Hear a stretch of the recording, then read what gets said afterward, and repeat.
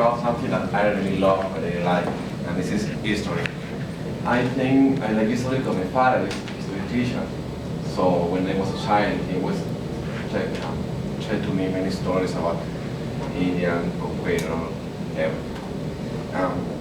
All that we have learned about Inca's culture, we have learned about just one author, in fact. Her name is Inca Garcilaso de la Vega. I talked about him in the first class. But there is a little bit problem with him. He was the first generation of mixed people. His father was a Spaniard, and his mother was a Ñusta. What a Ñusta means? It's a girl who is a princess, an Indian princess. And he was born with this mix. But when he started to write about he was looking and learning about his parents, he had a very strong influence on Spain. And it's a problem. Always the story is wrote for the winners, not for the losers. But there is another author. Her name is Guaman Poma de Ayala. Who was Guaman Poma? Guaman Poma was an Indian, a cacique Indian. Cacique is a name of a boss of the Indians, of the community. Guaman Poma was an Indian, and he saved the life of a friend, a Spanish friend, whose name was Ayala, his last name. So he took the name Guaman Poma de Ayala, but in fact it's just Guaman Poma. Guaman Poma was a cacique. Guaman in Spanish is condor. I don't know the meaning. This is a big bird, an eagle, bald eagle. Poma is like puma. It's like a relative of a lion, a puma without hair.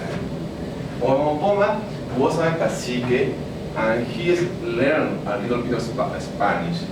And he saw many, not just injustice. Injustice. And he started to write about this. But his Spanish wasn't very well, so he started to draw.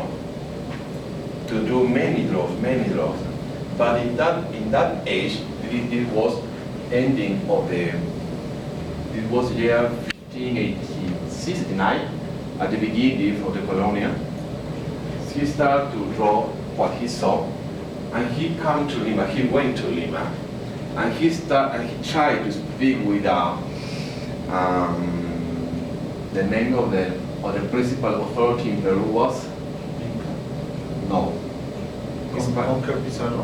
No, with this authority, Virrey, the name of the Virrey, but the Virrey couldn't hear to him, so he sent this paper to the king in Spanish, in Spain, but the king never answered.